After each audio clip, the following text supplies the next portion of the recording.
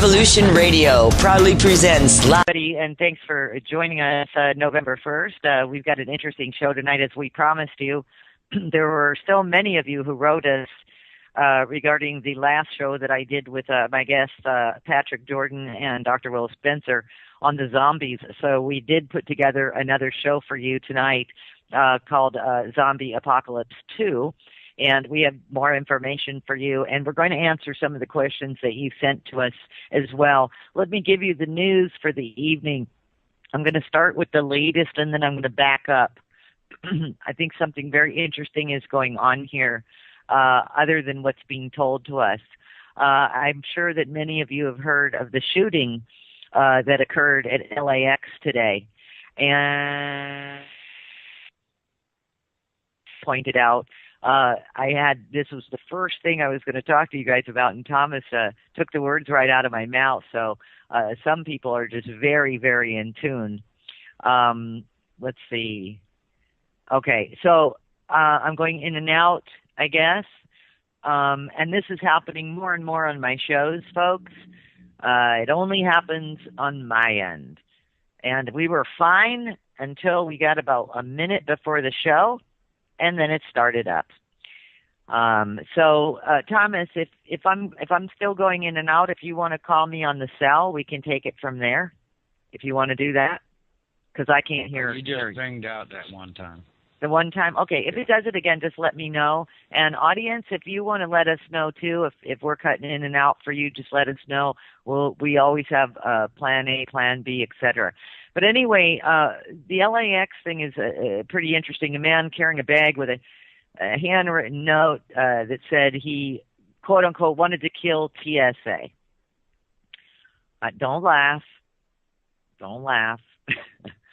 I'm sure many of you have had that thought before as well. But this guy put his money on the table. He opened fire with a semi-automatic rifle at a security checkout point at Los Angeles International Airport today, killing a TSA officer and wounded at least 3 others.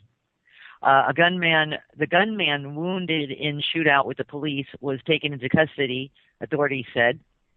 The Transportation Safety Administration, TSA officer, was the first killed in the line of duty in the 12-year history of the agency, which was founded in the aftermath of September 11th, 2001 terrorist attacks. A law enforcement official said that the suspect, now get this, the suspect's name is Paul Ciancia, spelled CIA-NCIA. I think that's very interesting, don't you? CIA-NCIA. 23 years old, from New Jersey, was wearing fatigues and carrying a bag containing a handwritten note. Of course, it said he wanted to kill the TSA. The official was briefed at LAX on the investigation and requested anonymity because he was not authorized to speak publicly. A second law enforcement official confirmed the identity of Paul CIA, also speaking on condition of anonymity because he was not authorized to discuss the investigation publicly. But let's back up a little bit. The stories are already conflicting. I'm going to give you some links, and you can go and do the reading yourself. I'm going to not sit here and read over and over again, but I'm going to give you some links, and you tell me, write me at thetruthDenied.com, and you tell me, because this story has so many spins to it already, and it just happened today. I heard a report earlier on the radio today, a couple hours ago, where officials are already saying, see, what happened, let's back up. They got witness reports at the airport. That last link, that's going to show you witness reports. I just gave you a bunch of witness accounts, times, and everything. But later, after this was released by the LA Times, an official started, getting on the air, national radio, and saying that you can't really count on all of these witness reports. Because apparently there are a number of people that got shot and a number of people that got killed, But now they're going back and forth on this. Who was the gunman? They're saying that the gunman, this CIA guy.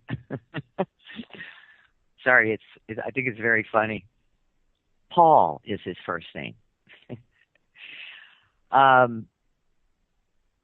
Actually, one of the TSA agents that he shot apparently was a co-worker. So wouldn't that make Paul CIA? A TSA worker? All these alphabets. Anyway, if you can find, I have found so many loopholes in this story at this point that, and sidewinding, that I have to say I don't even know really what happened there. I am at the point where I've read so many of the stories from, mainstream news, mind you. I have no idea what happened today. So all I can report is there was a shootout, shoot 'em up, bang, bang, over at LAX with some people by a suspect named Paul Sia. Just remember that. And that's all I know. And you know what? I don't even know if that's real. That's the honest to God truth. I don't even know if that's real. On the zombie note, and I'll bring my guests on in just a moment. It's quite interesting, the conversation we had last time. And listen, we can tongue-in-cheek some of this stuff, and then some of the stuff that we're talking about is absolutely beyond a shadow of a doubt real, and it is concerning. The show is not intended to freak everybody out on this Halloween. The number one costume in the Phoenix, Arizona, by the way, is the zombie costume.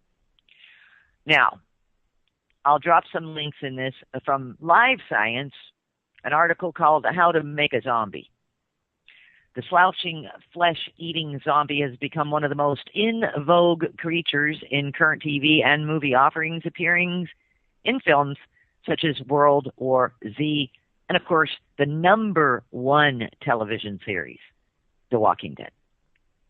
So we established all of that last time we did the show, a few weeks ago.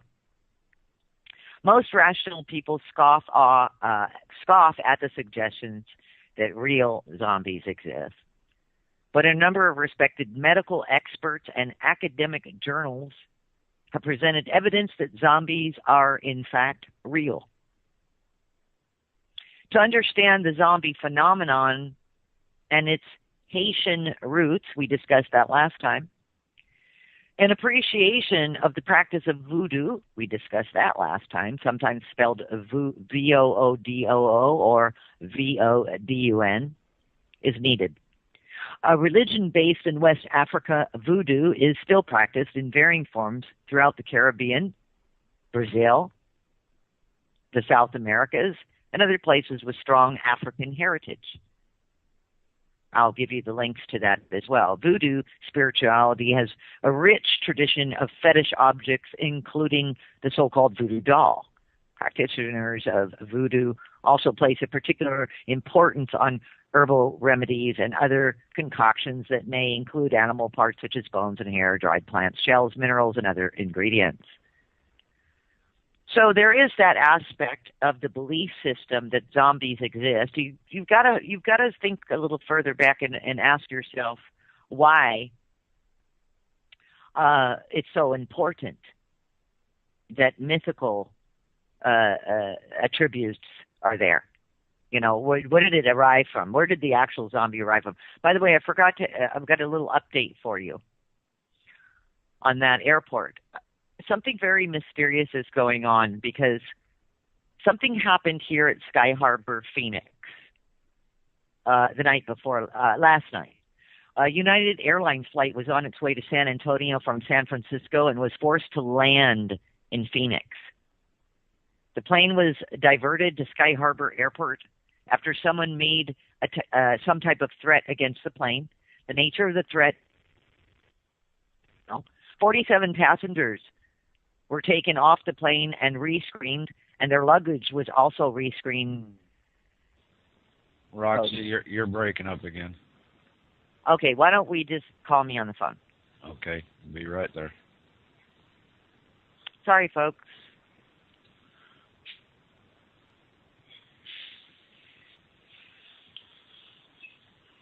Are we calling me on the phone? I'm trying. It's not wanting to cooperate. Can anyone hear me on the air? Yeah, right now we can. Okay, so let me just keep talking. So here's what's interesting about this story, both from the San Antonio News, Phoenix News.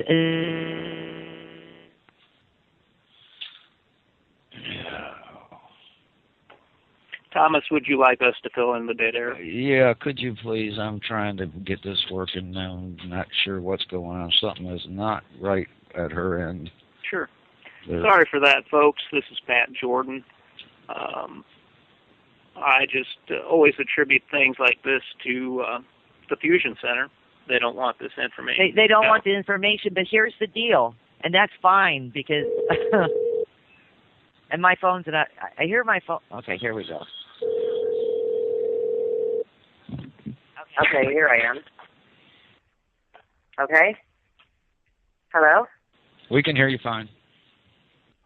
Okay. Hold on, let me turn the volume off here. Now this has been, isn't it interesting once I get back to talking about these planes, I go off the air again. All right, now here's what's interesting, people, and I don't know what they caught and what they didn't catch. I don't know how long I've been out of commission here. But I am talking about another plane that was diverted to Sky Harbor Airport here in Phoenix, Arizona, after someone made a threat against the plane Thursday. All right, and then you have this happening on Friday. But here's what's interesting. The 47 passengers here at Sky Harbor were taken off the plane, rescreened, their luggage, their carry-ons, their cell phones, et cetera, and as of last night, it was unclear as to when the passengers would make it to San Antonio, because that's where they were going, San Antonio, but they diverted the plane to here for a threat against the plane. Again, that was United Airlines flight on its way from San Antonio from San Francisco.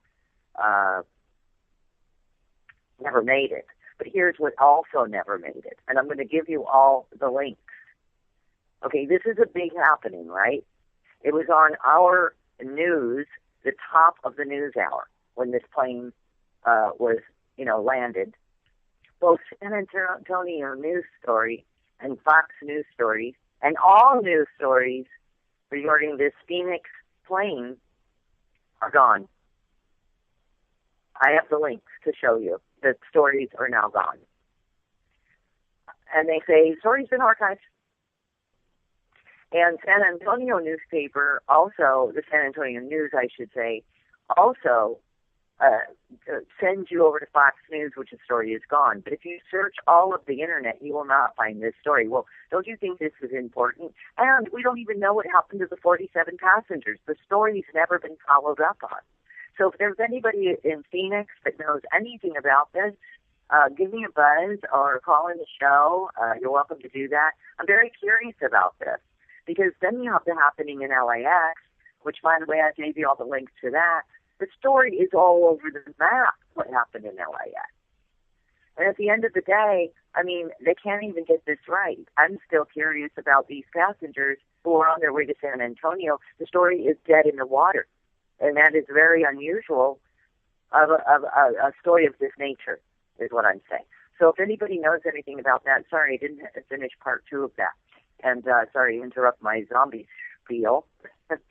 But it's okay because we had to get this straightened out anyway with the, just never wanting to let me on the air anymore. So there you have it.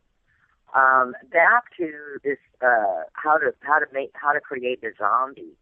Several ways. I'm going to give you the link. It's really interesting. We'll talk about this on the show tonight as well. So I'm not going to go and read through all of this for you, but I'll give you this.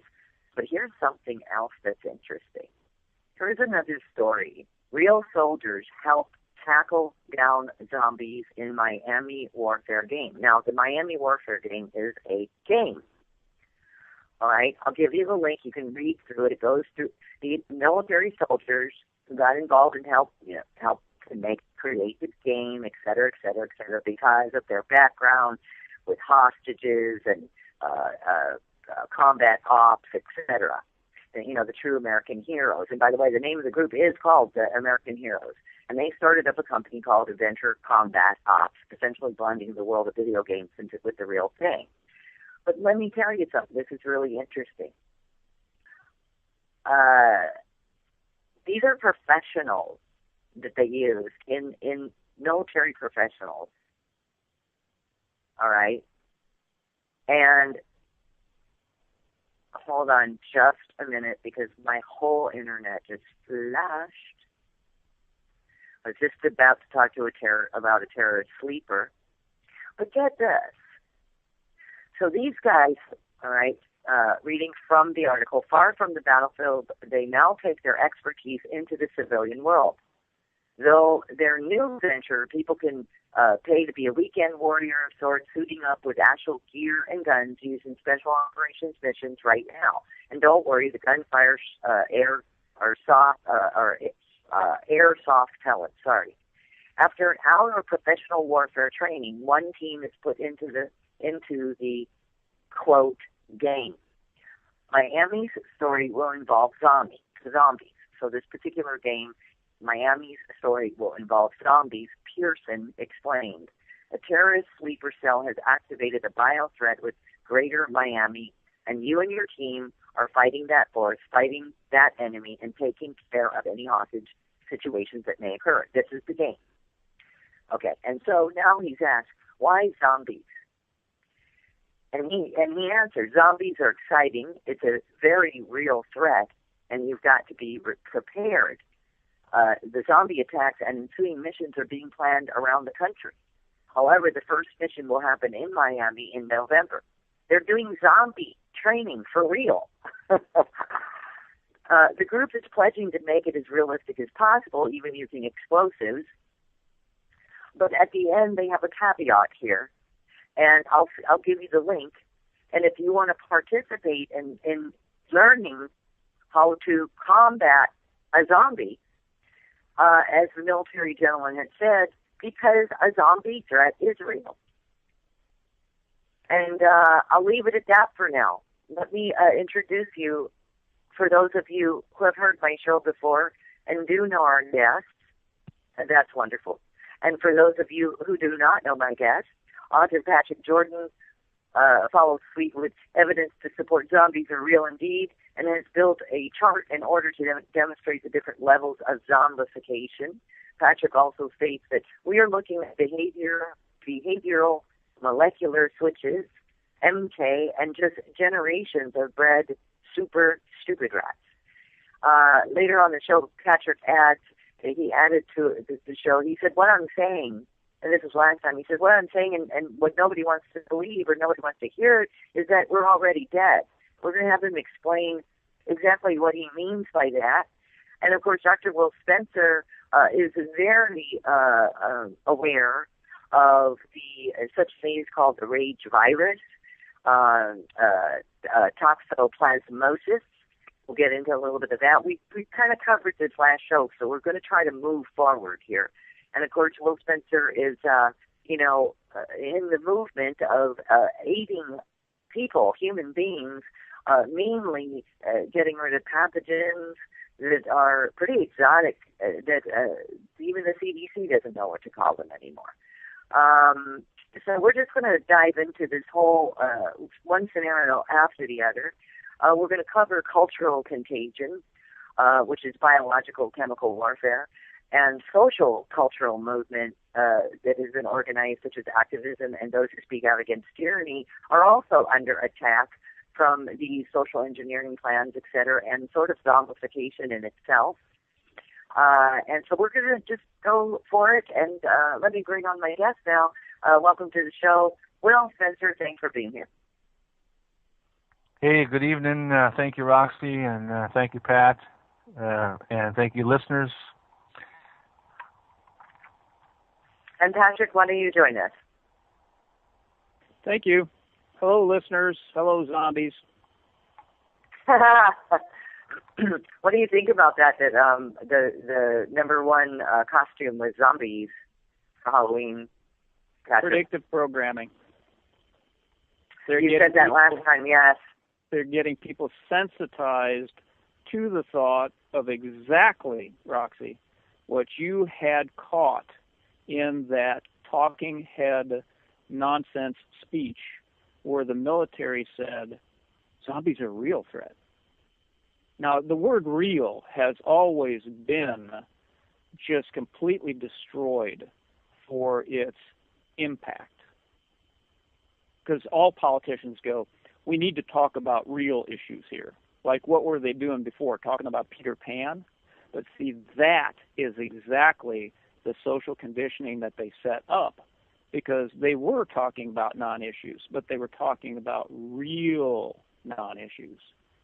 Now, we've got zombies that are, it's almost like a comic book kind of perception that people have. Zombies are not real. But then you have the military saying zombies are a real threat. That creates cognitive dissonance. What do you believe? Well, guess what, folks? You don't need to believe anything. You follow the facts, and it'll take you right to the zombies. Thank you, Patrick. And what do you think about that as well, Will, from where you stand with working with a lot of people that are ill and so forth, or maybe even have the belief system that zombies are real, etc. What's your take on that? Yeah, folks, if we were going in and out or whatever, I did give you the link, so you can still follow up on the stories that we were speaking about. But Will, so what say you? I got two words. One is Walmart, and one is pharmacy. If you don't believe in zombies, just go out and about in public and look around. I mean, the awareness of people is so limited nowadays.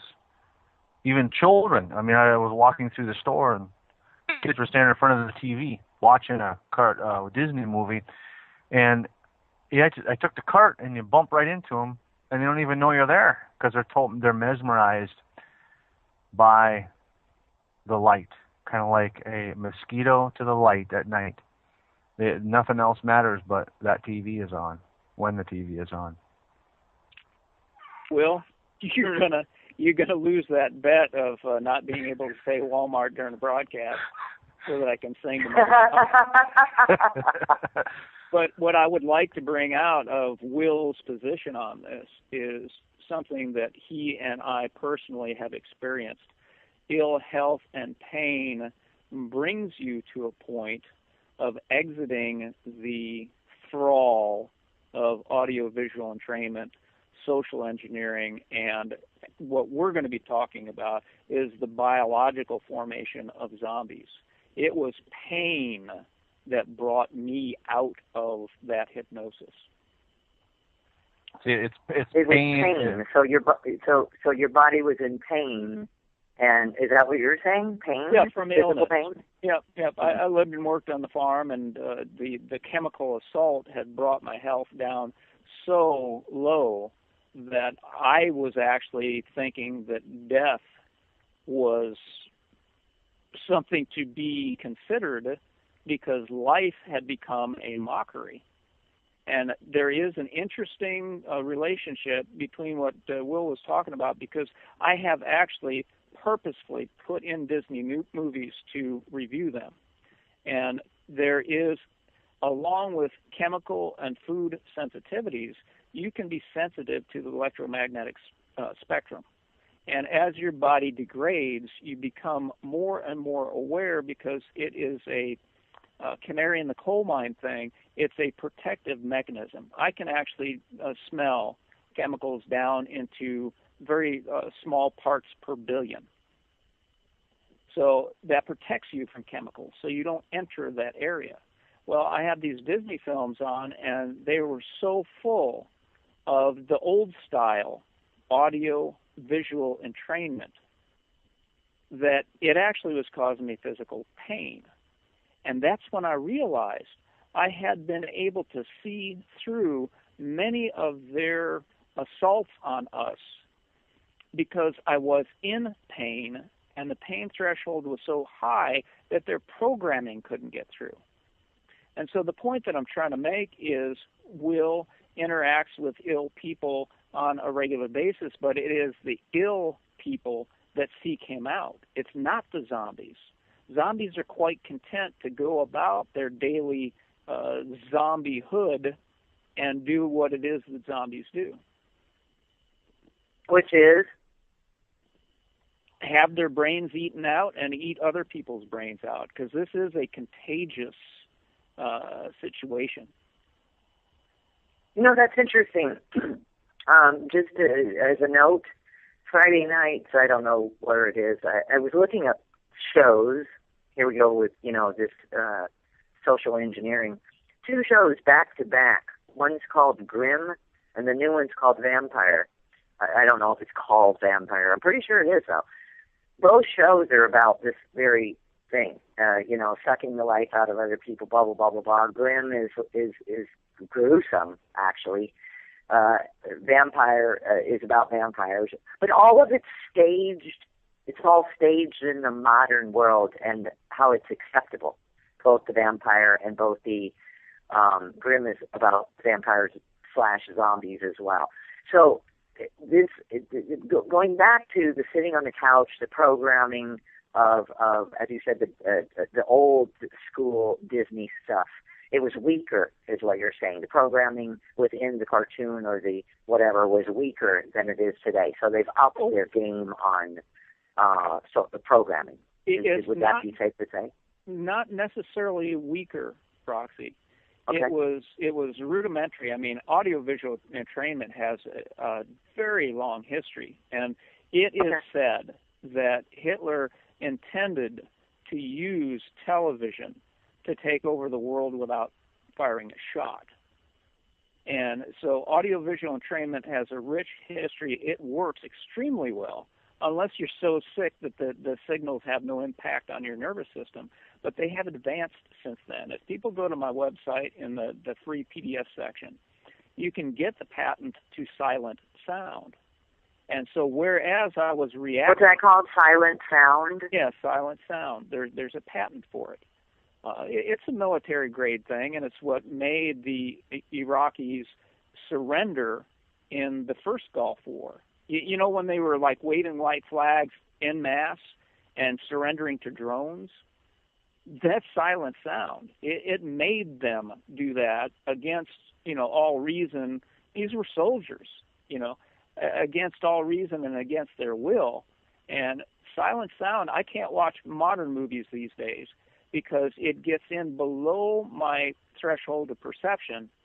But, studying martial arts, your own mind. And I will find my own mind drifting, and it's like, that ain't me. And I'll just shut the movie off because I know below the threshold of my perception, they're getting in there and they are embedding whatever it is that they're trying to put into my head.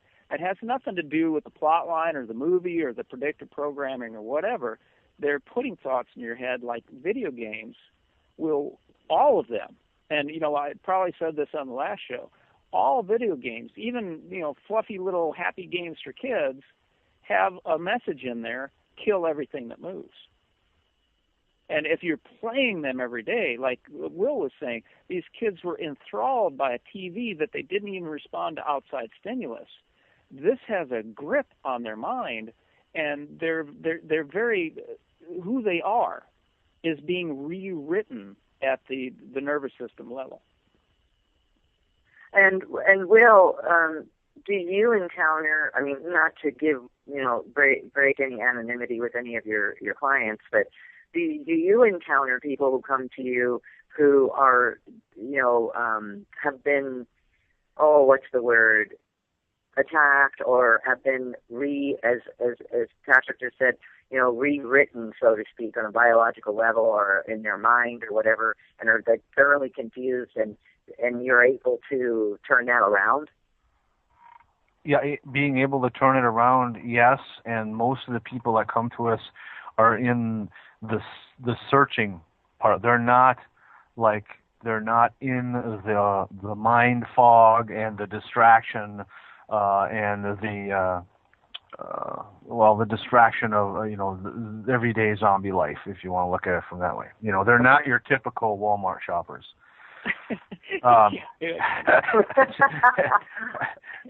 Because they're already in pain and they've already determined that the medical system isn't helping them, most of the natural health system isn't helping them, and so they're continuing to search, and they usually find one of my shows in the past archives or our website or something, and they call.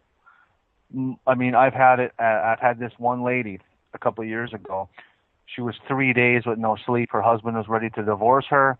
She found out that by giving the flu shot to her children, what she was actually doing to her children. And then that went on to fluoride in the water. That went on to public education. That went on to, all these things. And all of a sudden, in 3 days, she's like, she wants to leave the planet because she realizes the state of affairs that's going on here in this country, especially, and she's ready to leave.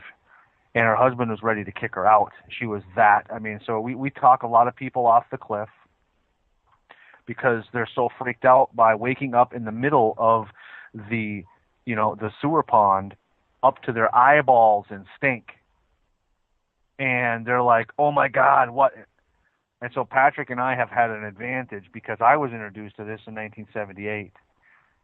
And Patrick, too, has been on this path for a while. So we're able to maneuver around a lot of this fear porn because most of the stuff that is going on right now is strategic fear porn. And when you can really look at things for what they are instead of what they appear to be, then you can start to distinguish the difference. And so that's an important thing. Most people have not distinguished the difference of reality and what they're being told or what they're being shown on the TV or on the alternate media and stuff like that. I thank you for that. Personally, firsthand, I've been involved in that Western medicine banter and the ability to spend lots of money to find out what's wrong with you, and then they can't cure it. So and when you really hit that wall, and listeners, I'm serious. Ask yourself this question.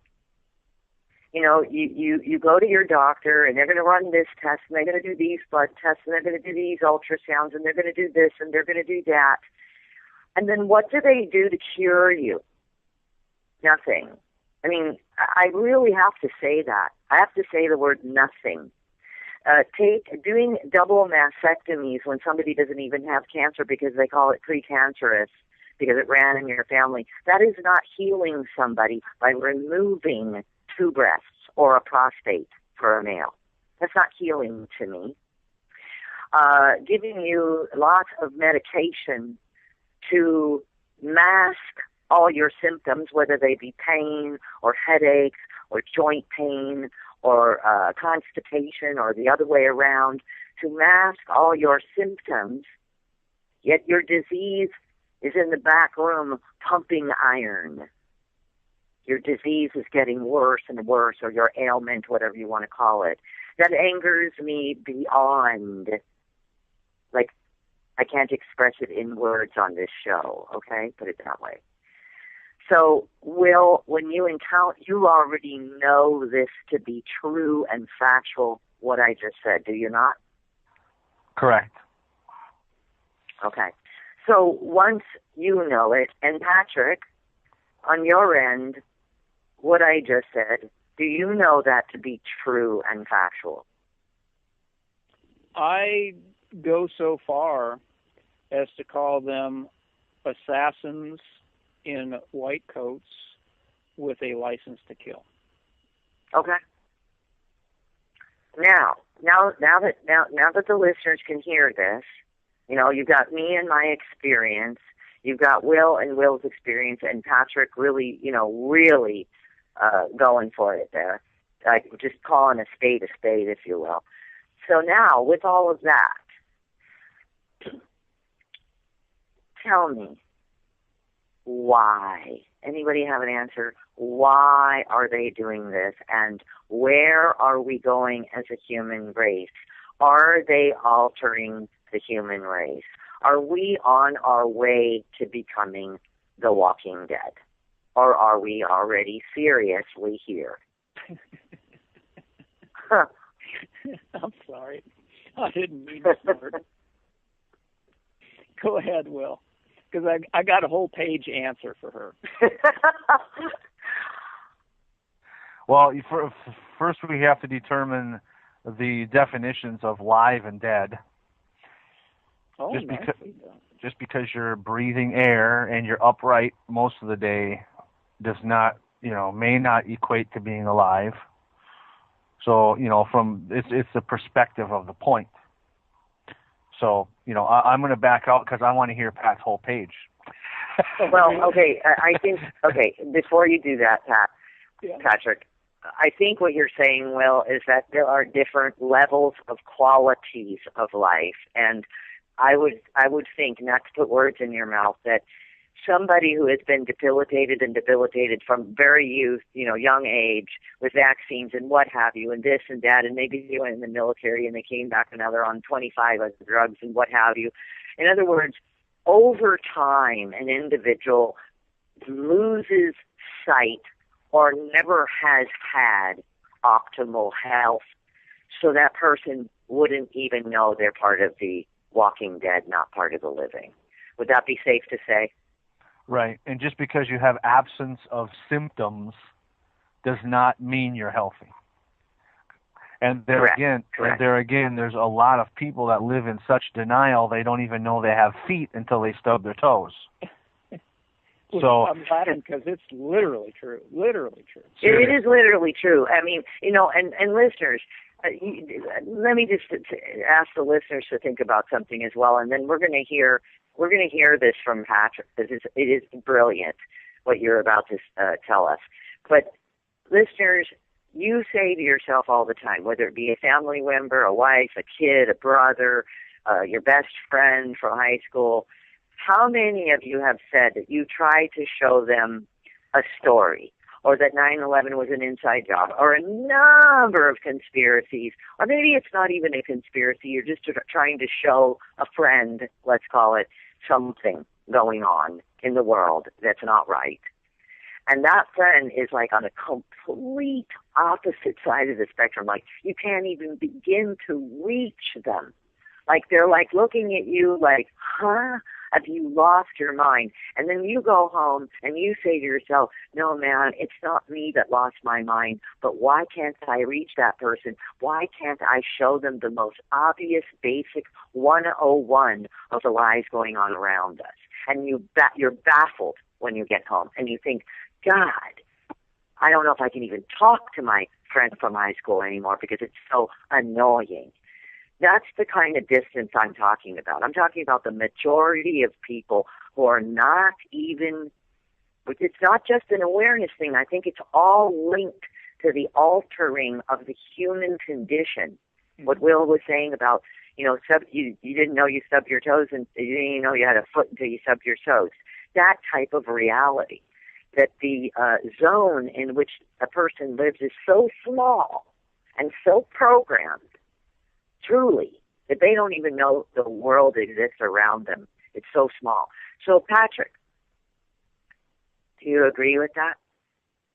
Well, and what I would like to do is amplify what you're talking about and go down to the level of your most important question of why.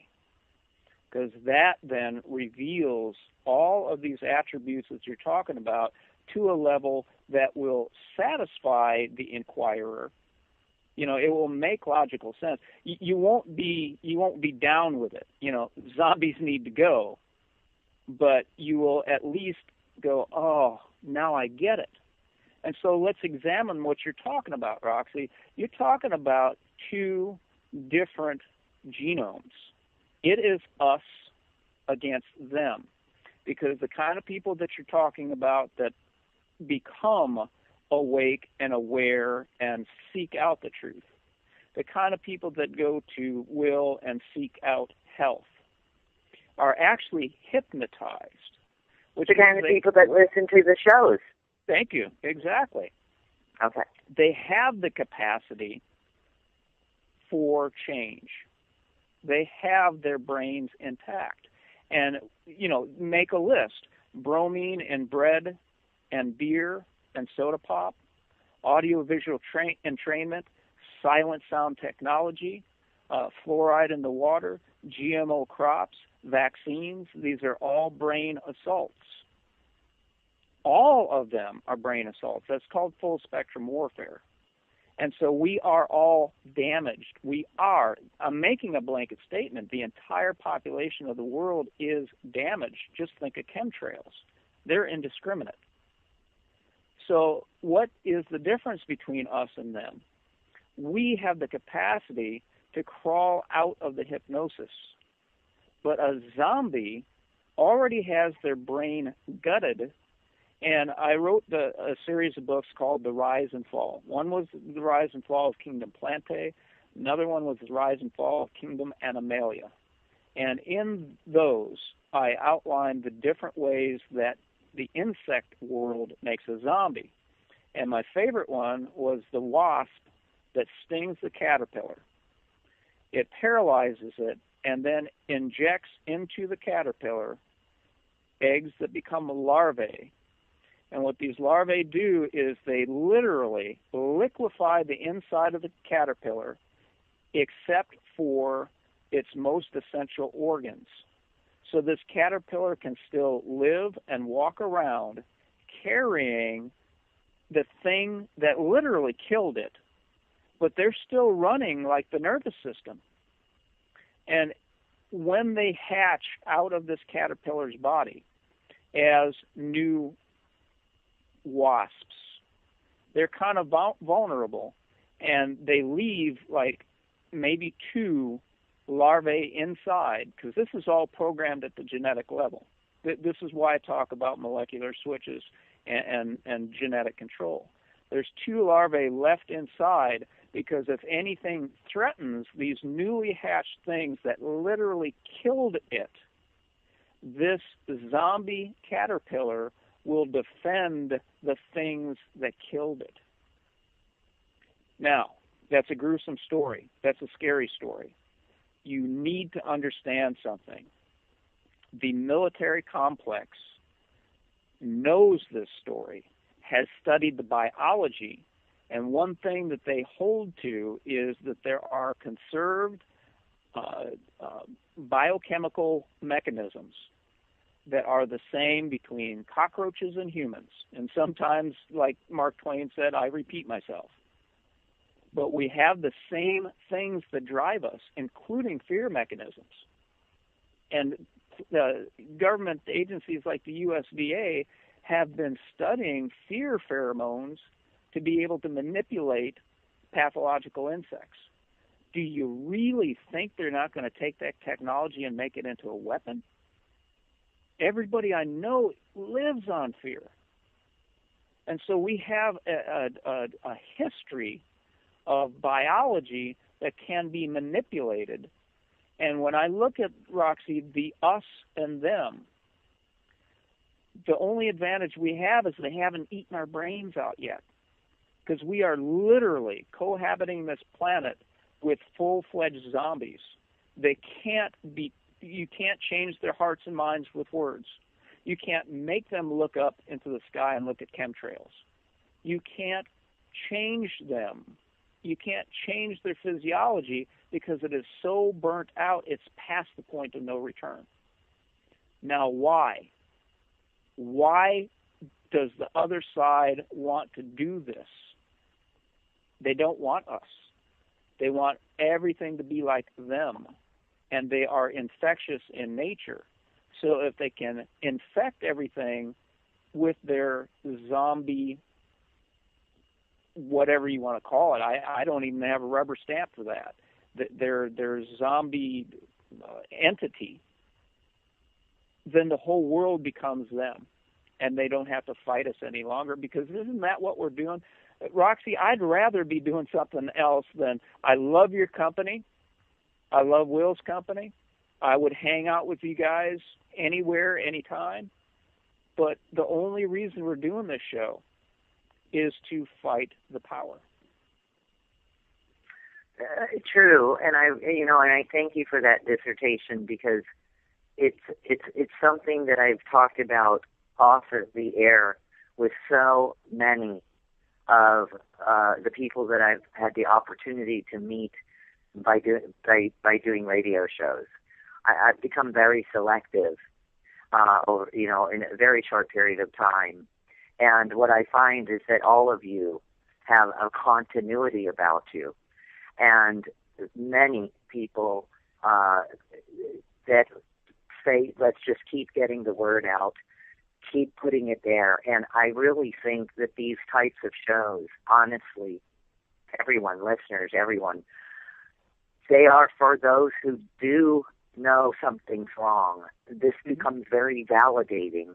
Mm-hmm. And then there is a solution so that people can take care of themselves or watch for the signs or whatever, and move out of this fear-based world and this whole control, beyond control, domination, really. And it's diabolical in every facet of its nature. And that's what we're here for, because I am in agreement. There are those, and that's why I do have to say this, I stick with like minds, because there are those that I will never, ever be able to aid, assist, convince, even, not that I'm trying to convince anyone of anything. And it's interesting what you said about the switch, that you will go after those you are supposed to protect, kind of a deal. And that's exactly what I see in the world. The inability for those to recognize that inherently, and this was my belief system, inherently people are good. Therefore, we should be able to approach people with acts of kindness, and they should respond. And it is beyond me how that backfires in more cases than it doesn't. Well, Roxy, in order to give people a sense that there is something that we can do, that we can exert control, you are the one. You are the one that brought out the And welcome back. I just want to make a mention here to everyone who's listening, and those of you who are, tapped in the chat room and all the rest of it. Revolution Radio is a listener-supported radio station, and we just want to thank you, number one, for keeping us on the air, and number two, if ever, you would like to continue to hear us all on the air, and my show especially. Kudos to all of you who write me constantly and donated money. We really appreciate it. And any amount does, so I always take the opportunity during this time of our 2 hours on the air to pass the hat around and ask if you can continue to donate to keep us on the air. And again, thank you very much. You're part of the family, and we couldn't make this work without you. So much appreciado. Patrick, before we set off for the break, you were just about to bring up the subject matter of prions, and that's a deep subject. As a way to sort of simplify it so that we can convey to the audience exactly what we're talking about.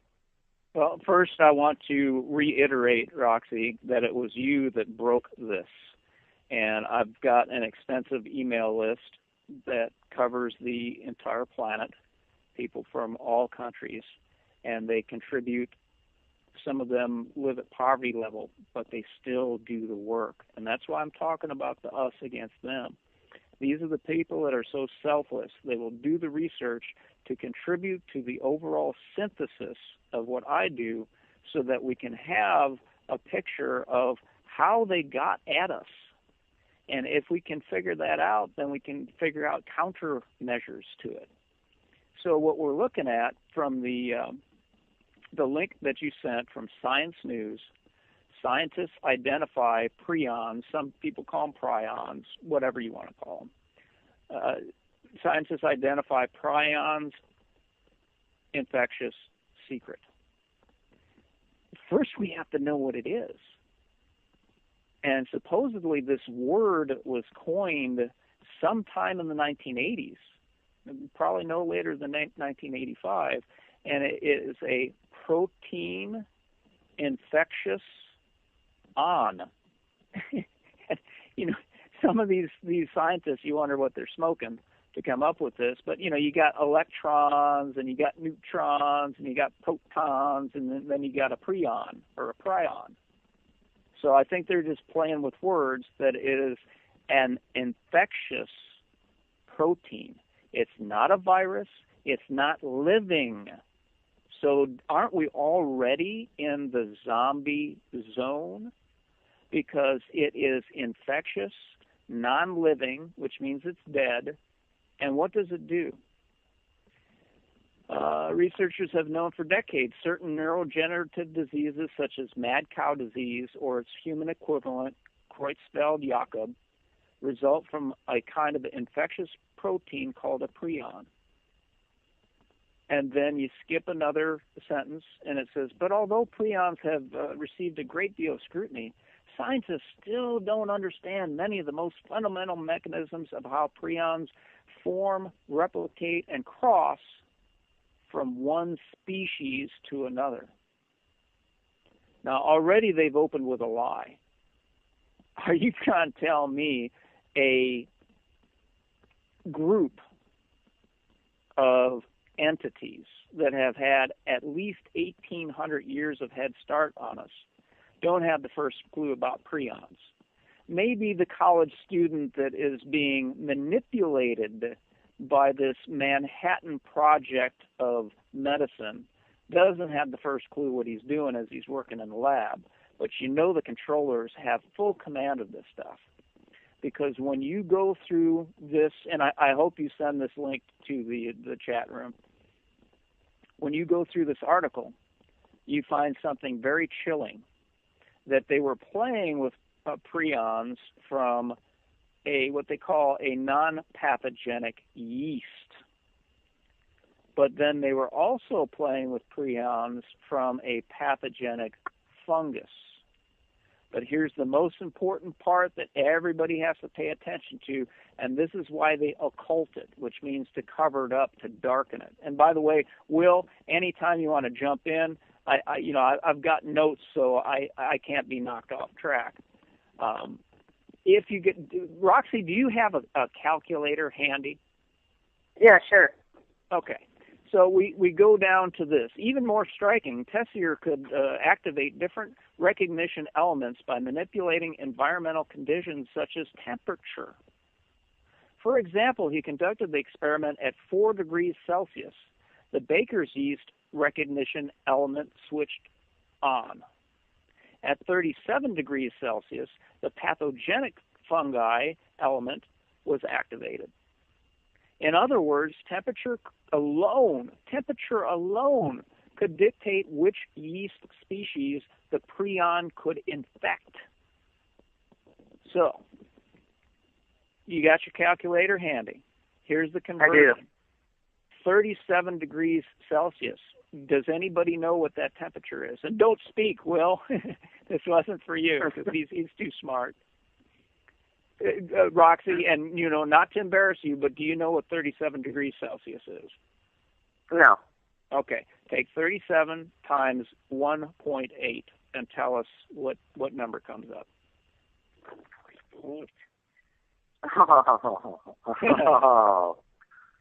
Oh. Tell us. That's interesting. 37 times 1.8 is 6.6. 6.6.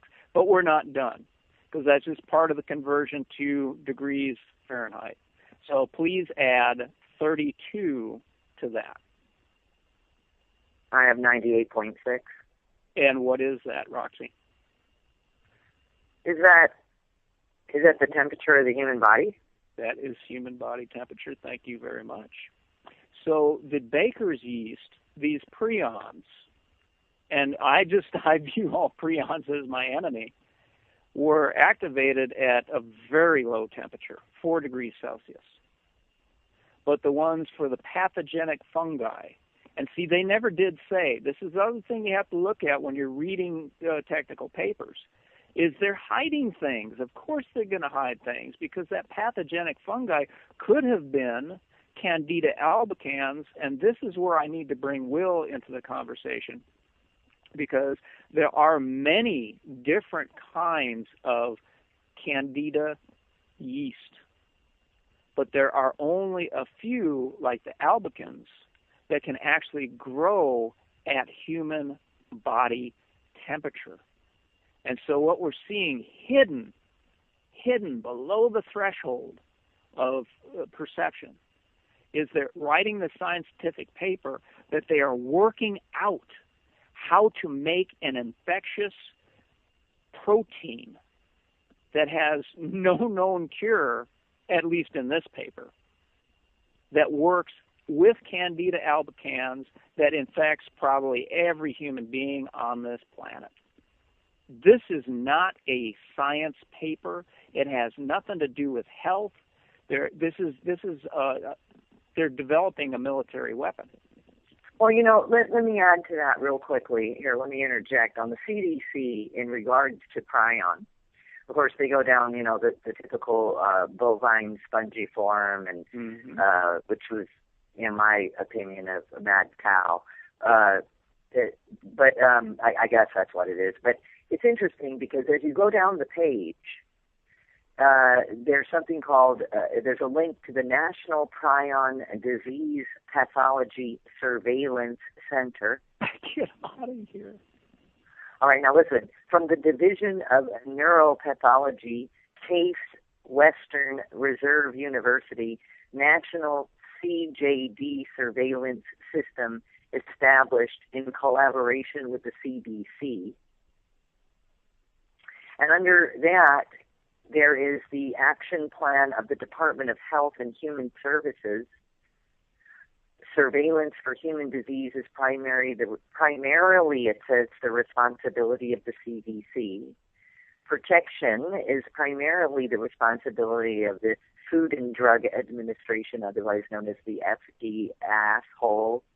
Research is primarily the responsibility of the National Institutes of Health, and oversight is primarily the responsibility of the Office of the Secretary of the DHHS. They're all involved in it. So you're right when you bring up the military, and the DHHS did launch and expand a plan to combat mad cow disease. So you see, they're mixing it all up. They're mixing this all up. And then they have a PDF, which I have not read, but I'll have to read, called The Public Health Impact of Prion Diseases. And you know why? Because somebody sent me a link a long time ago. May I also add sorry. Who else is involved? Who is involved? Who? Oh, WHO? Who is involved? The World Health Organization. Yeah, as they would be. Yeah. Okay, so with that in mind, see, and let's just point this out for everybody. Isn't it interesting that they make this all public information? They have to, because, see, there are still some of us left that have a brain, and they are almost like playing to us as if this was a pageant or show, and they want the recognition of how freaking smart they are. And they are. They're genius. They're pure evil, but that evil has a genius that is beyond my capacity, and that's why I draw people to me, and you came to us with this information. You, Roxy, are a part of us being able to crack their most deepest secrets.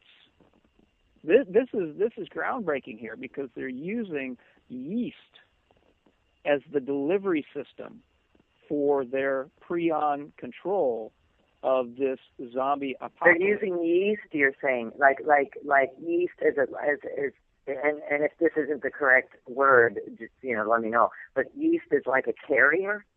Yeah, a vector. Yeah, delivery system. Yeah. Okay. Yep, exactly. And Will, I feel bad that I'm mouthing off so much.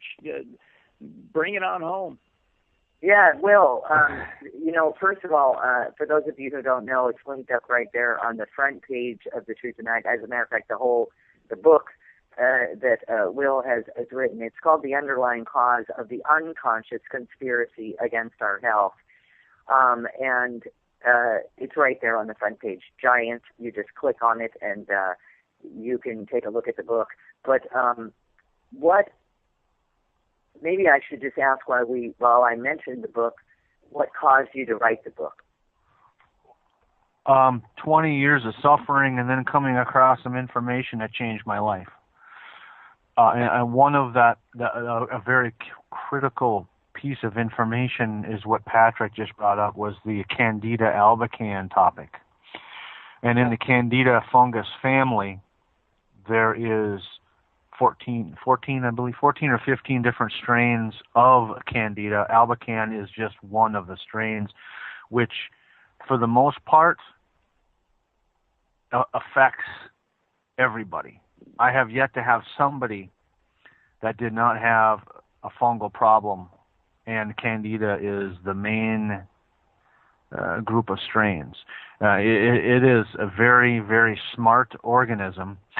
It can survive amongst where other things can't survive, and it can lay dormant for decades. And so this idea of the vector or the pathway of mutated proteins, it only makes sense that they would use a fungus because everybody has it pathogenically in their bodies to begin with. And it is actually what Patrick has called creates neural networks with our own system. So its consciousness weaves its way into our consciousness biologically through our nervous system. And it actually has the ability to hijack our own gene expression. So it's like the perfect, what do you call it, Pat? Not a bioweapon, but binary weapon. Correct. Because it goes undetected, I would imagine. It's going undetected in humans. It's going undetected in Western medicine. It's going undetected in the manner that it's hiding. Is it safe to say it's hiding in the human body? I wouldn't say it's hiding. I would say because the list of symptoms is so long, it's hard to detect. And unless you're specifically looking for the frequency of it, it's almost impossible to detect it.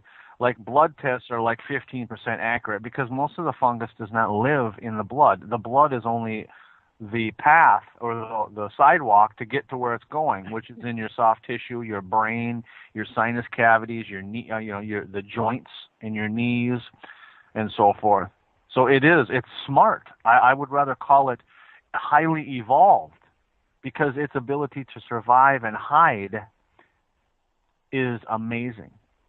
Well, yeah, that's what I mean. It hides. It runs around. It hides. I mean, in other words, I guess what I'm trying to say is when you go to a doctor because you've got symptoms and you go to a doctor, the doctor's not finding out what's wrong with you because this particular agent, I'm going to call it, is hiding. This prion is hiding in something else.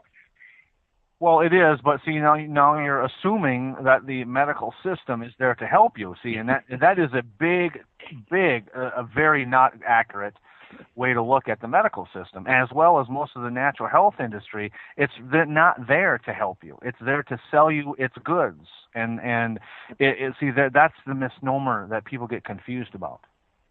So, Roxy, even if they knew, which they do, even if they knew what was wrong with you, I've got some, you guys, sorry to interrupt us, we're just a race against time every time I get you guys on the show. It just evaporates. But let me throw a couple of things at you really quickly. And the very good listeners, you're asking some questions that I intended to ask as well. One of the questions, we won't answer this right at this moment, but Moxie's got a great question. She wants to know if there's a way to kill it. Moxie, so do I. We'll definitely get that question answered, but let's ask a couple of the easy ones. Is a person a form of cannibalism? Is what now? It's the question. I'm not quite clear on what they mean. The question they're asking. Is what a prion. Okay, is a prion, a form of cannibalism? A prion is so unique to my classically trained science. It is a standalone protein that somehow folded the wrong way. And that improper fold then becomes the first domino. And if anybody's ever seen V is for Vendetta, to knock down every other domino that it touches. And what this does, and Will had asked that, before we got on the show, if we're going to talk about nanomachines, it is the equivalent of not necessarily, I guess it would be, it forms an amyloid when it touches other proteins. So it makes this waxy chain of molecules. So you can lump it into a self-assembling molecule. We're already in the range of the Borg of Star Trek. We're in the range of Morgellons. We have just jumped topics. That a prion is like, it's its own thing. It's building as it destroys.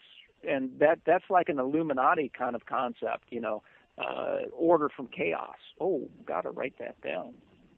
Go ahead, talk amongst yourselves. In more to answer the question for the listener, what I see here, and I'll give you a link, listener, and you can take a look at it. The abnormal folding of the prion proteins leads to brain damage and the characteristic signs and the symptoms of the disease. Prion diseases are usually rapidly progressive and always fatal. I don't like that.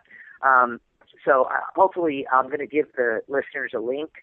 And, of course, I'll put this into the article that I write that goes along with this show as well as a reminder for anybody who wants to understand more about that. So we're not eating ourselves. This was something that was another person. Right? We're not eating ourselves. Okay. Another person asked, "Is brewers?" Because you guys brought up yeast, so they asked, "Is brewers' yeast okay?" I guess to eat. Well, see, this is where Will and I are saying what nobody else is saying anywhere, and I'll let you tell it, Will. Are those diseases out there? Are they going to get us? Well, there is no such thing as that. Is it going to get us? Well, can we answer the listener's question, though? They asked, "Is brewer's yeast okay?" Oh, I don't consider that beneficial at all. That's just my own belief. Too high in carbohydrate, too much in soluble fiber, too hard on the pancreas, too hard on the villi. I don't consider it food. Now, some people do get benefit out of taking it. I don't recommend it because there's much better, more thorough, much easier on the gut ways of improving your health other than that particular item. That's my 2 cents on that. Okay. And let's because the questions are coming in, let's ask this one as well. Another person asked, do shampoos and cosmetics carry these agents? Well, I don't know what agents they're talking about, but even if there weren't prions in there, Roxy, even if there weren't, they are formulating cosmetics like foundation and other things that you put on your face, your eyes, with nanoparticulates. Yes. And that not only bypasses all of your cellular defense mechanisms, we have no idea what the end game is because it's what I call, like for Morgellons, building a ship inside of a bottle. They're slowly, meticulously putting this stuff into us. We have no idea what it will all become. Let's ask a few more questions as well. Thank you. We also have another question, and I think this goes in the line of Moxie's question: is there a way to kill it? Because Grog asks, and thank you for the answers, by the way. And he has another question, or she has another question. I would also like to know the best way to flush this prion protein out. So I think they're both asking the question: how do you get rid of it? How do you kill it? I got the answer. And Roxy, Really? I would never have this answer if you had not given me that portal link. So that first link that you sent us from Science News, on the right-hand side, it had a bunch of other links to it. And one of them was lichens. Now, you got your moss and you got your lichens. Yes. May aid. Isn't that like a fungus type mushroom or something?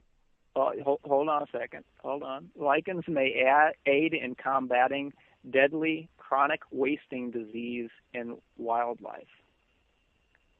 So these lichens are a plant, and you will see them. They almost look like bullwinkle moose ears growing on. How do you spell it? Lichens. I've seen that before. Okay. So moss is the grassy kind of tufts of green stuff that grow like on tree bark, and lichen looks like moose antlers. Now here's the thing: this is where it gets deep, and this is where you have cracked the code, Roxy. I give you 100% credit on this. CWD, which is chronic wasting disease, and scrapie in sheep are different than the other prion diseases because they can easily spread in sheep or deer by direct animal-to-animal contact or through contact with contaminated inanimate objects like soil.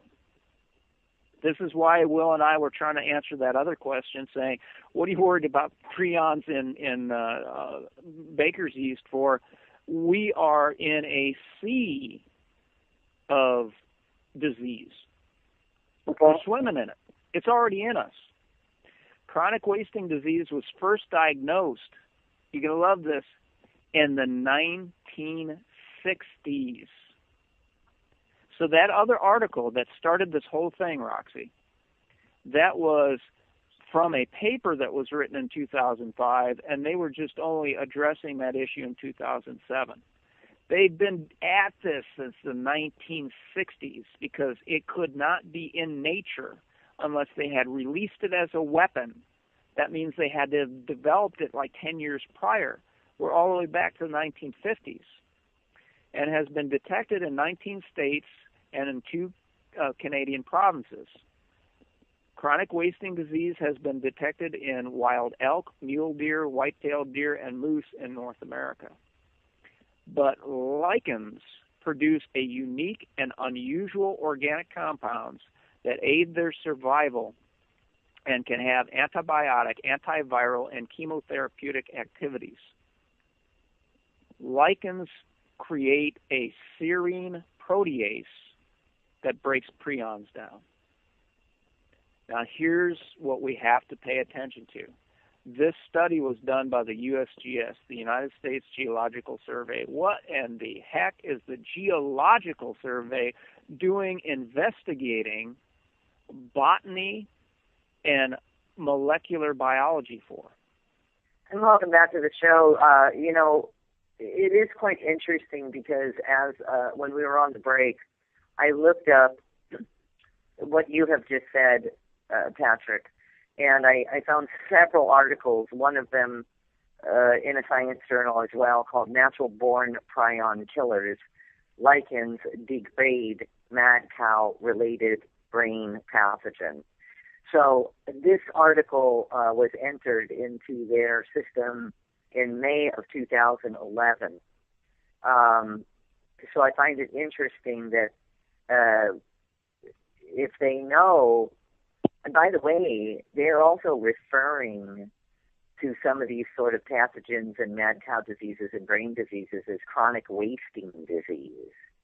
I don't know if you've ever heard of that. Have you heard of that, chronic wasting disease? That's what the deer were getting. So okay. Help us out, Will. Was that Michigan that it was most prominent? Minnesota and Wisconsin, and it was just a year or two after the Department of Natural Resources started feeding openly the genetically modified, pesticide-laden corn to the deer. It was induced through the GMO effect. I'm going to put a link in for the chat room, because the deer that I'm looking at, and elk, it claims infectious agents of CWD, which is chronic wasting disease, are neither bacteria nor virus, but are hypothesized to be prions. That's the article.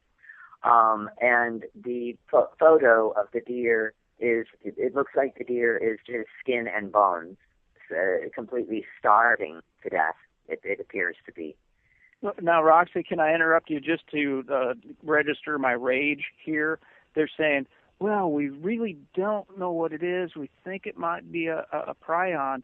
The other article that I read said explicitly they've been working on this since the 1960s. And Will said, I mean, this is what makes it a million. Now, what about the corn? I mean, are you saying it's in the corn? Is it in the GMOs? I mean, how else would you deliver it to a wild animal unless you're spraying it on the ground? You know, I know it's not funny, but at the same time, it is so ridiculous that we can't even just see right through this. Yes, I agree. And so, Will, what was there a particular department that you said was involved in feeding them the corn? Yeah, the Department of Natural Resources, the same department that was releasing cougars and wolves in the same area as they were feeding the GMOs to the deer. Oh man, full spectrum warfare. Exactly. Now, was this domestic livestock, or were these wild deer? No, these are all wild. Mm-hmm. Mm-hmm. These are wild deer, and why did they find the need to feed them corn? Well, Roxy, why do they drop rabies bait packs out of helicopters? You know, the why is, you know, okay, the testing. All right. They have to get their corruption to infect the entire planet. That is why they do it. It says here, although chronic wasting disease is a contagious, fatal disease among deer and elk, research suggests that humans, cattle, and other domestic livestock are resistant to natural transmission, while the possibility of human infection remains a concern. It is important to note that there have been no verified cases of humans contracting chronic wasting disease. So what the hell is irritable bowel disorder? Well, here's the thing, Roxy. What was the date? Same thing. What was the date on your article? Ironically, I've been looking for the last 10 minutes for the date, and there's no date on this article whatsoever. Because that 2005 paper that was featured in 2007 said unequivocally that they were able to make the prions jump from baker's yeast to pathogenic fungus. And it's all done with switches. That's why I was, very shocked that they used heat as a switch to make it go from one species to the next, because Will and I are doing a series on his Rev Radio show on the biology of aggression, which is a NATO book, so it's a military book, that talked about using molecules to switch actions, biological processes and behavior in human beings. So that's where I got the term molecular switch. Well, what we're looking at is two sets of molecular switches for prions. One, they can make it dance like a jumping bean with heat, but also they have to have an off switch, because a prion could literally be the plague that wipes out the entire planet. But these lichens have this protease that can break down these evil proteins, and therefore that's their off switch. That's why once we come up with this knowledge, we have to pursue it, because the lichen one. When was that published? Yes. It was published in 2011. Okay. So we're 2 years behind the 8 ball. We're catching up to them. Yes, absolutely. Interesting. Again, sorry, my head's spinning. I just have to interject. You guys are also sort of reminding me now, in this particular no date of entry to this website, the scientific, it does say that the disease in the elk and the deer were in North America and small epidemic areas of northeastern Colorado, southeastern Wyoming, and southwestern Nebraska, but have recently been found in several new areas across the North American continent. But I have to say something.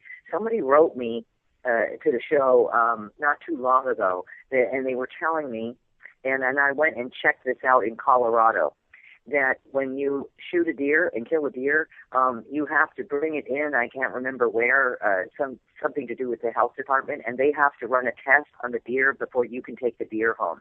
So you're not allowed to go out and kill a deer. You have to. It's like the law now. So now that's starting to make sense why they're doing this. So they're very well aware that this is going on. Let's talk about spread. Again, this is from the same links that you provided me, Roxy, and all I did was look in the right-hand corner, and I followed all the links on prions. October 17th, 2012. Crows, the bird, the crows, yes, fed on prion-infected brains from mice can transmit these infectious agents in their feces and may play a role in the geographic spread of diseases caused by prions, such as chronic wasting disease or scrapie. See, it's a military operation, and they're finding how to expand. It's called a force multiplier. Expand their vectoring, because now they're going to infect mice. The birds will eat the mice. The birds will go and, they have a large range. They will. And by the way, is force multiplier, is that a military term?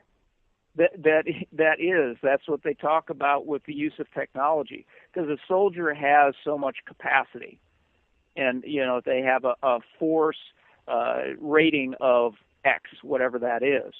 Then when you add technology, laser guided tank projectiles are much better than a guy sitting in a World War II tank that has to dial it in with the little scope and hope he hits something.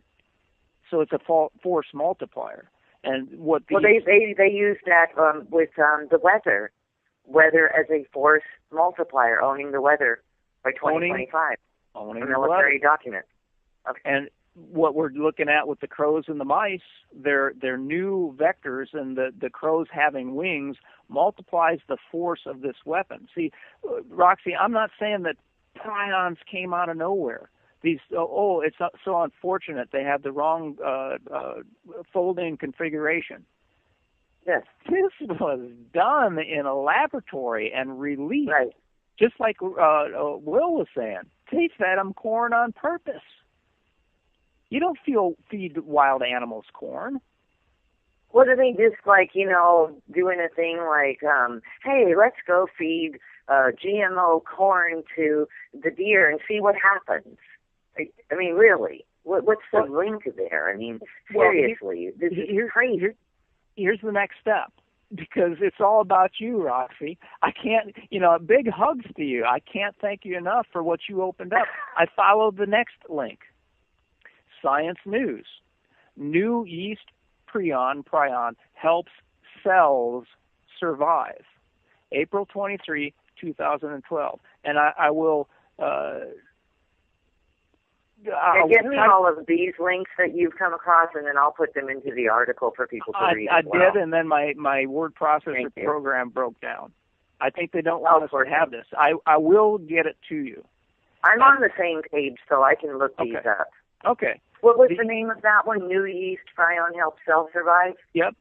Okay, I've got it. And the gist of this was that they're claiming that these misfolded proteins are in a response to stress, such as antifungal agents. And Right. it actually is protective of the yeast. And it's like, Will, you have to ring in on this. And, I'm sorry, Will, I couldn't get you these links because my computer program crashed when I was assembling this data.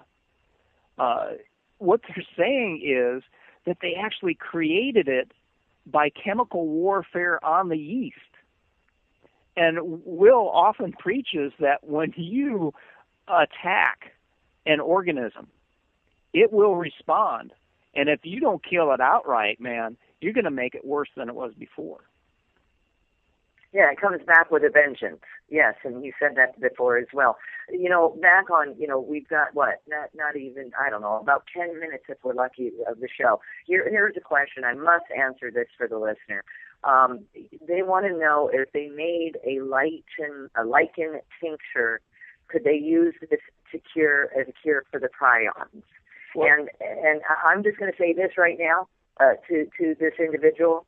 First of all, anything to do with anything cures and things like that, or we cannot discuss that on the air. We cannot recommend that you do or don't do that. I want to make that very clear to both Patrick and Will as well. We cannot do that on the air here. But what I will say is I am going to write up an article, and you are very able to contact both of my guests to discuss that aspect, because first of all, you're assuming that you have a prion outbreak in your body, or whatever. So let's not jump to anything. But so maybe I should say don't answer that. Okay. Can I say this? That I personally was pulling out my books off the shelf to find out if there were any toxicity issues with lichens. But then I also have to pull out my reference books to find out which lichen it was, because guess what? There's a lot of different plants out there in the world. So I'm just saying, that's what I was doing, is, looking what I can do with this information. Yes, and much appreciated. And, again, folks, if you want to contact either one of our guests, all that information is right there on the front page of thetruthandI.com. And if you're ever looking for, this show, just go to the schedule page and you can see the shows that they have done on all of these subject matters. And both of my guest links are there as well. And we'll mention it right before we get off the air again. So I would imagine lichens, from what I'm looking at, have a multitude of flavors. It looks like there's a lot of different kind of lichens, is what I'm saying. And, basically in the tundra, that's what sustains reindeer. That's all they eat. You can grow an entire animal on just lichens. So well, then hunt a deer down, right? Say again. I mean, watch what a deer is eating and then go grab some of it. Now, in that regard, and this is all hypothetical, what I just said, that might not be right? Because deer, don't they have a different biology than humans? Will? And that's, go ahead, Will. Well, here's they're herbivores, more like a cow or a goat. Mm-hmm. But they're converting plant protein into meat and flesh. Okay, we're omnivores, leaning more towards animal products. That's my opinion and my observation to be accurate. We are not herbivores, and therefore we can turn meat or build meat and flesh out of a much broader diversity than deer can, or cows or goats. But yes, they're turning plant material into but the flesh. But the prions are foreigners, aren't they, Bill? In that equation, yes, because to create the prions, you feed animal meat to a herbivore like a bovine or a deer, and in that digestion process, the prions are are created because they're altered protein, because a herbivore is not designed to eat other meat. They're only designed to eat plants or herbs. And in that digestion process is where the faulty proteins are being created. Does that make sense? Right. Well, yes, and faulty proteins being created would also maybe be another word for mutating proteins, mutated proteins. Right, damaged proteins. They're not Proteins. Yeah, they're not whole, they're not healthy, they are damaged. Okay. And then Patrick, are you thinking that prions were invented in the laboratory? Well, I'm taking notes on what Will said.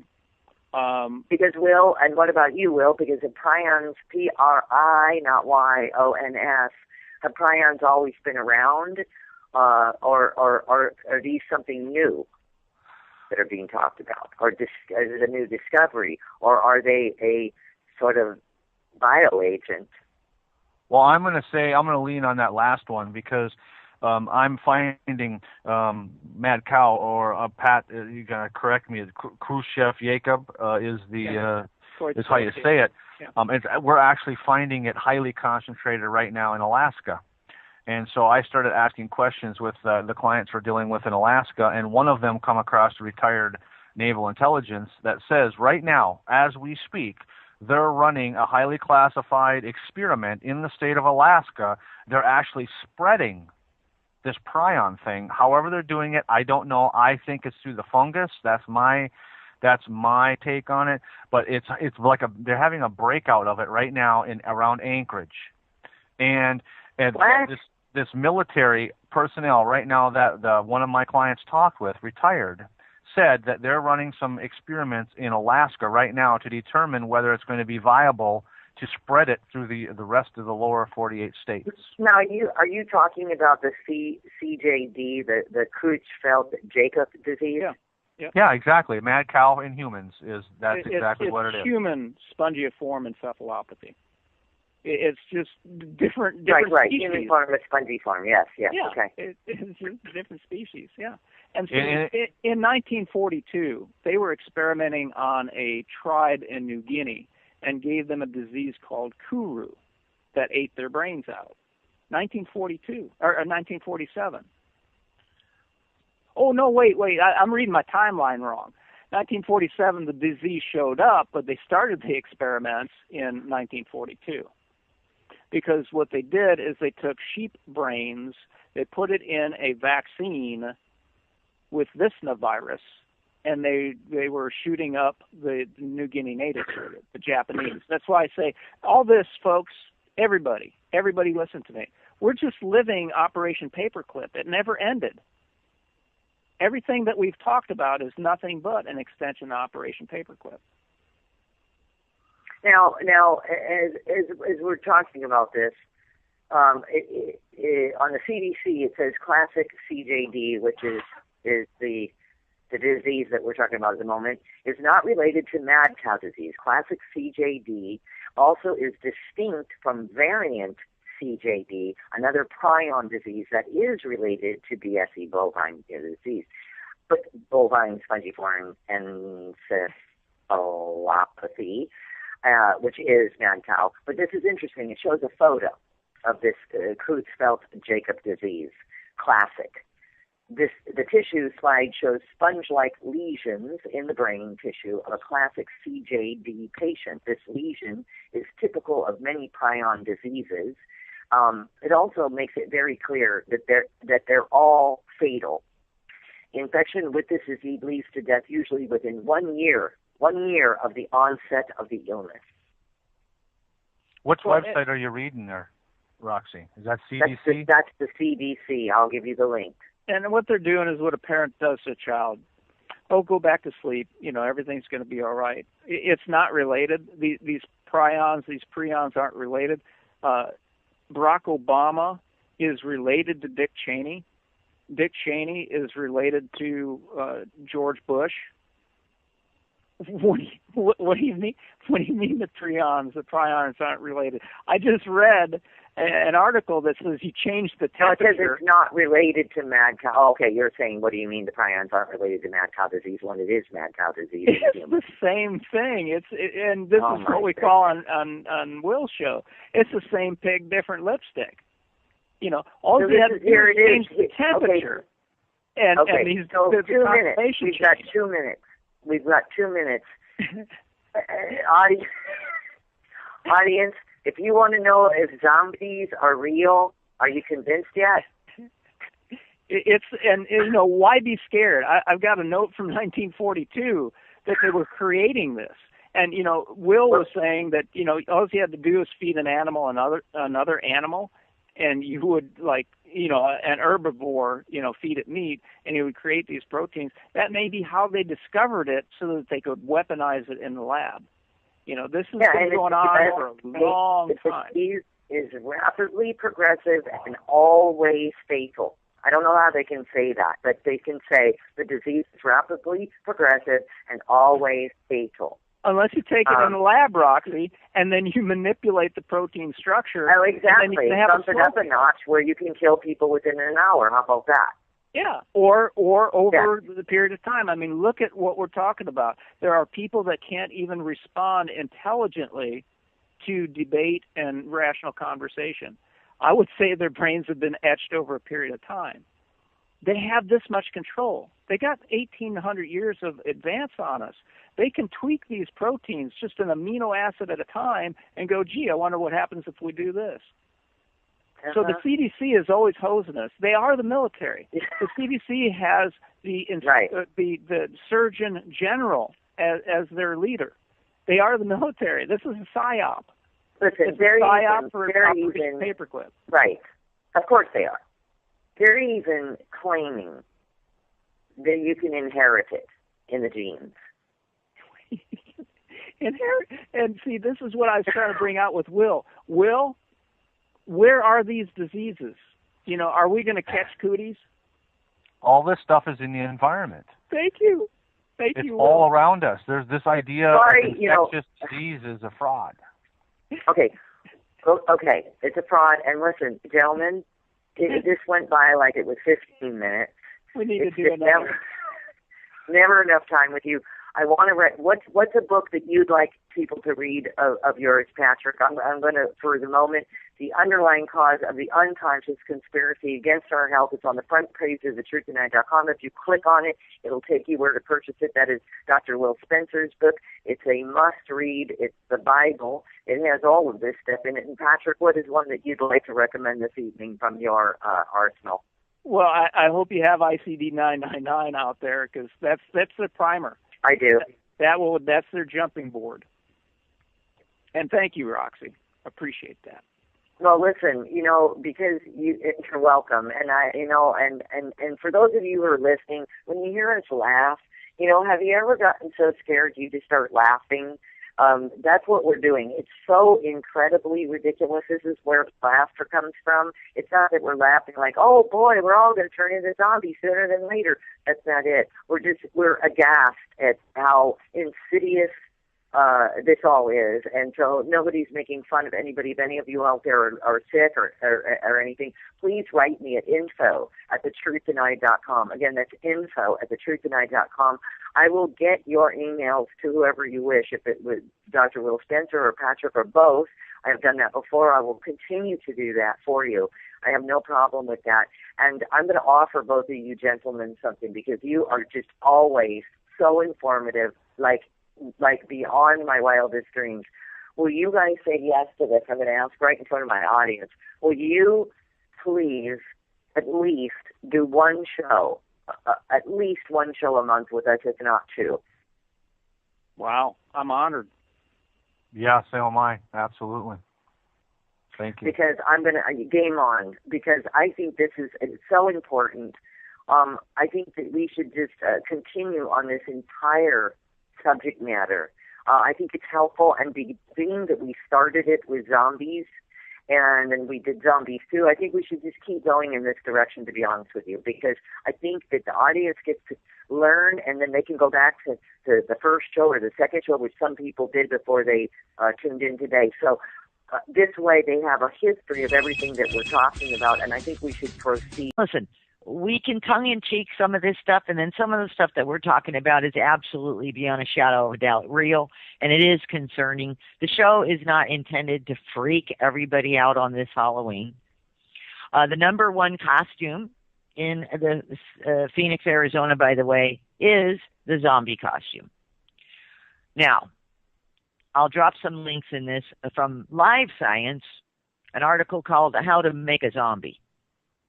The slouching, flesh-eating zombie has become one of the most in vogue creatures in current TV and movie offerings, appearing in films such as World War Z, and of course, the number one television series, The Walking Dead. So we established all of that last time we did the show, a few weeks ago. Most rational people scoff at the suggestions that real zombies exist. But a number of respected medical experts and academic journals have presented evidence that zombies are, in fact, real. To understand the zombie phenomenon and its Haitian roots, we discussed that last time, an appreciation of the practice of voodoo, we discussed that last time, sometimes spelled V-O-O-D-O-O or V-O-D-U-N, is needed. A religion based in West Africa, voodoo is still practiced in varying forms throughout the Caribbean, Brazil, the South Americas, and other places with strong African heritage. I'll give you the links to that as well. Voodoo spirituality has a rich tradition of fetish objects, including the so-called voodoo doll. Practitioners of voodoo also place a particular importance on herbal remedies and other concoctions that may include animal parts such as bones and hair, dried plants, shells, minerals, and other ingredients. So there is that aspect of the belief system that zombies exist. You've got to think a little further back and ask yourself why it's so important that mythical attributes are there.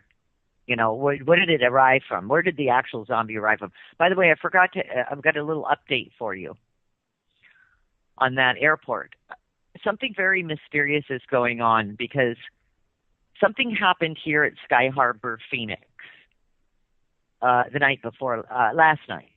A United Airlines flight was on its way to San Antonio from San Francisco and was forced to land in Phoenix.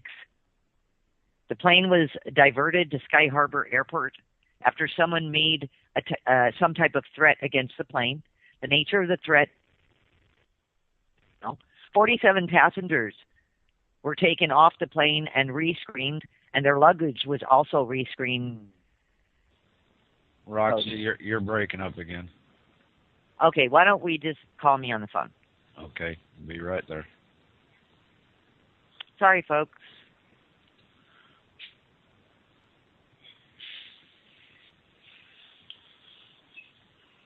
Are we calling me on the phone? I'm trying. It's not wanting to cooperate.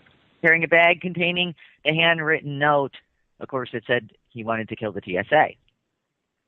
The official was briefed at LAX on the investigation and requested anonymity because he was not authorized to speak publicly.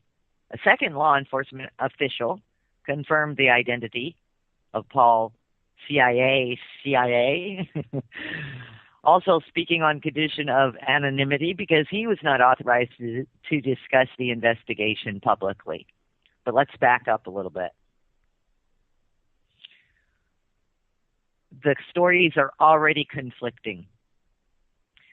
I'm going to give you some links, and you can go and do the reading yourself. I'm going to not sit here and read over and over again, but I'm going to give you some links, and you tell me, write me at thetruthdenied.com, and you tell me, because this story has so many spins to it already, and it just happened today. I heard a report earlier on the radio today, a couple hours ago, where officials are already saying, see, what happened, let's back up. They got witness reports at the airport.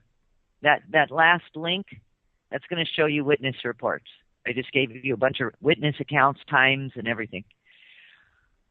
But later, after this was released by the LA Times, an official started, getting on the air, national radio, and saying that you can't really count on all of these witness reports.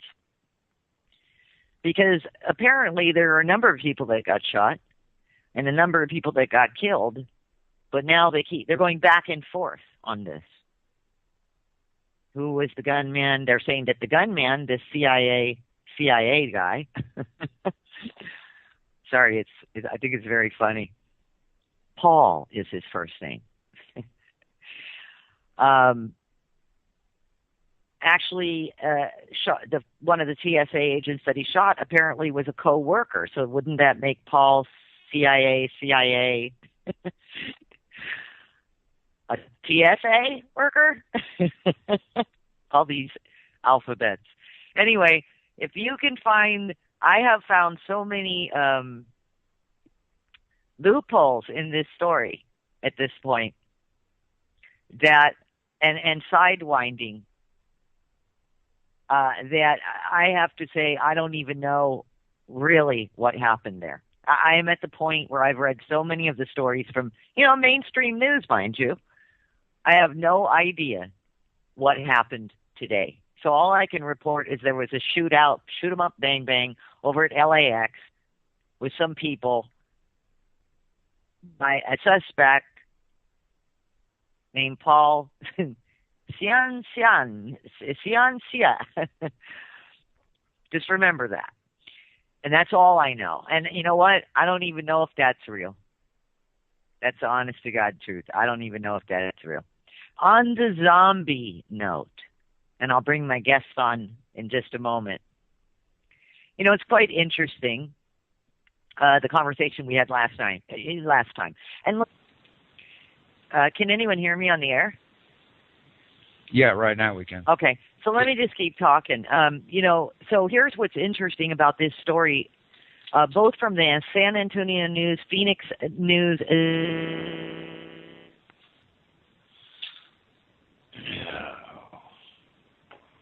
Thomas, would you like us to fill in the dead air? Yeah, could you please? I'm trying to get this working now. I'm not sure what's going on. Something is not right at her end.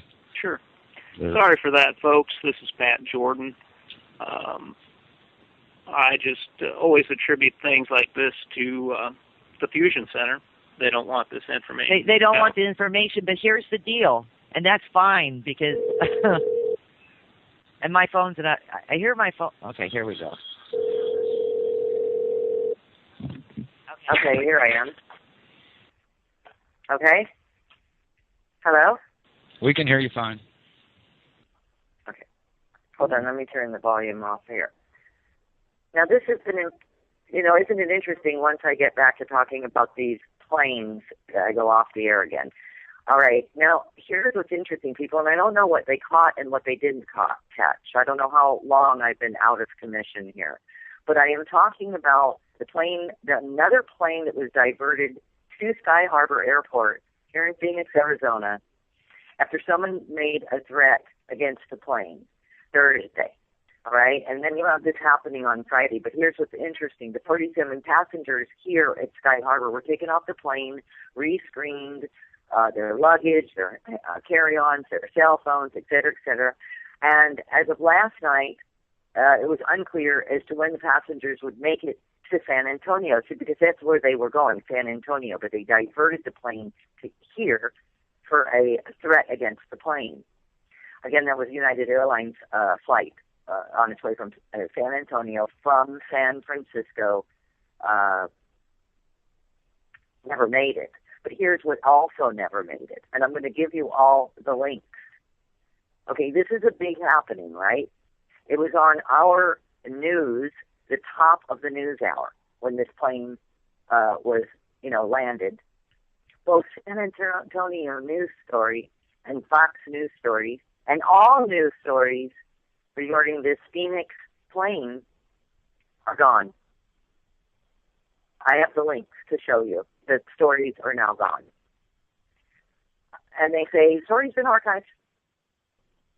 And San Antonio newspaper also, the San Antonio News, I should say, also sends you over to Fox News, which the story is gone. But if you search all of the internet, you will not find this story. Well, don't you think this is important? And we don't even know what happened to the 47 passengers. The story's never been followed up on. So if there's anybody in Phoenix that knows anything about this, give me a buzz or call in the show. You're welcome to do that. I'm very curious about this because then you have the happening in LAX, which, by the way, I gave you all the links to that. The story is all over the map, what happened in LAX. And at the end of the day, I mean, they can't even get this right. I'm still curious about these passengers who are on their way to San Antonio. The story is dead in the water.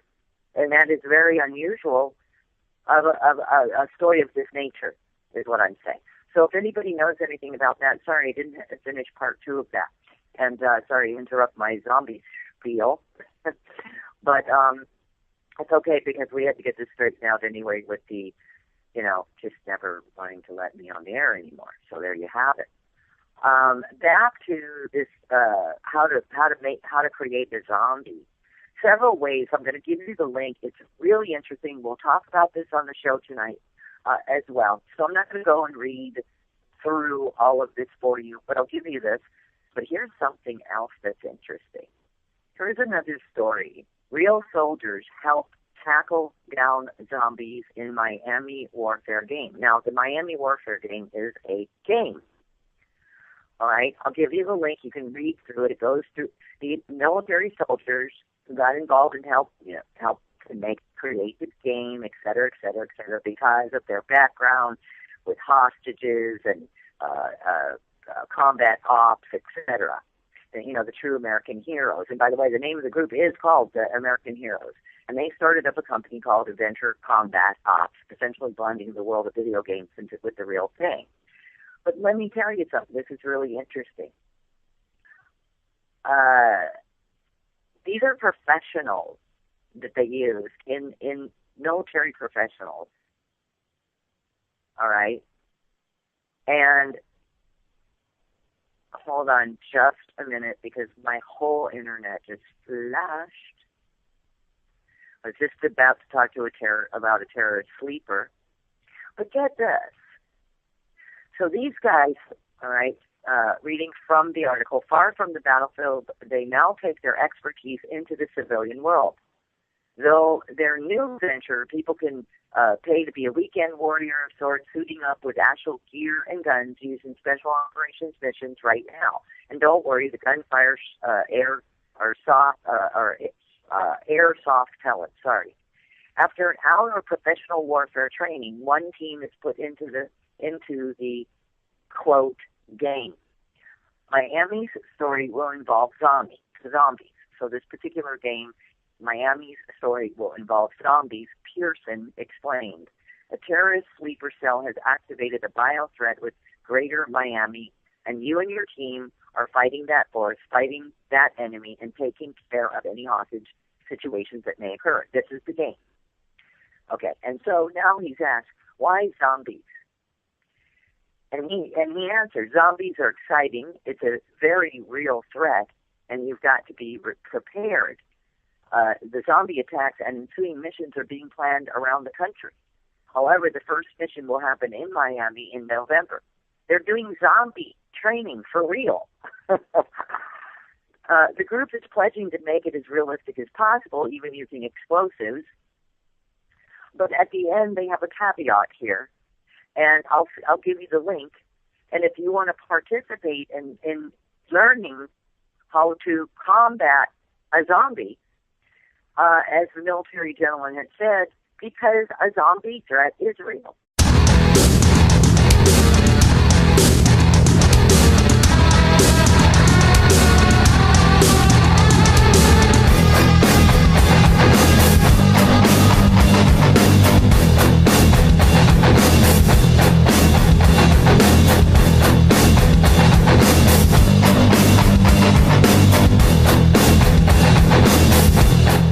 Revolution Radio proudly presents live. And thanks for joining us November 1st. We've got an interesting show tonight, as we promised you.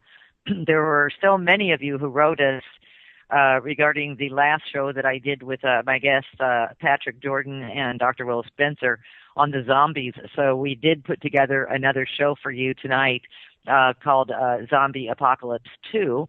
And we have more information for you, and we're going to answer some of the questions that you sent to us as well. Let me give you the news for the evening.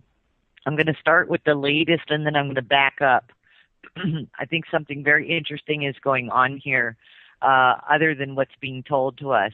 I'm sure that many of you have heard of the shooting that occurred at LAX today. And pointed out, this was the first thing I was going to talk to you guys about, and Thomas took the words right out of my mouth. So some people are just very, very in tune. Let's see. Okay, so I'm going in and out, I guess. And this is happening more and more on my shows, folks. It only happens on my end. And we were fine until we got about a minute before the show, and then it started up. So Thomas, if I'm still going in and out, if you want to call me on the cell, we can take it from there. If you want to do that, because I can't hear. You just banged out that one time. The one time? Okay, if it does it again, just let me know. And audience, if you want to let us know too, if we're cutting in and out for you, just let us know. We always have plan A, plan B, etc. But anyway, the LAX thing is pretty interesting. A man carrying a bag with a handwritten note that said he, quote unquote, wanted to kill TSA. Don't laugh. Don't laugh.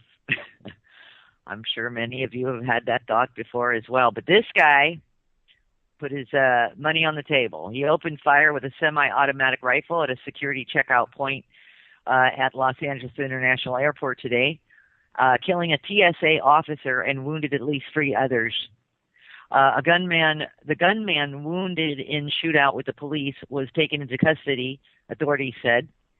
The Transportation Safety Administration, TSA officer, was the first killed in the line of duty in the 12-year history of the agency, which was founded in the aftermath of September 11th, 2001 terrorist attacks. A law enforcement official said that the suspect, now get this, the suspect's name is Paul Ciancia, spelled CIA-NCIA. I think that's very interesting, don't you? CIA-NCIA. 23 years old, from New Jersey, was wearing fatigues and